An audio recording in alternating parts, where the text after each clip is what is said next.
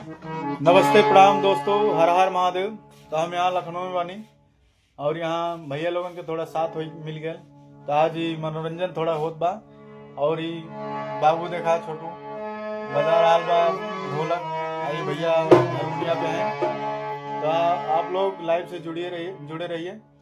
तो आइए थोड़ा मनोरंजन करते हैं और आप लोग सुनिए और अपने छोटे भाई को प्यार दुलार आशीर्वाद बनाए रखें। तो आइए सुनिए।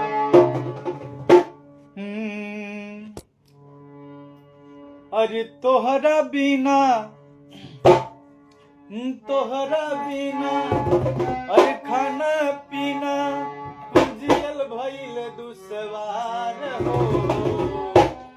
तोहरा बिना खाना पीना जियल भइल दुसवार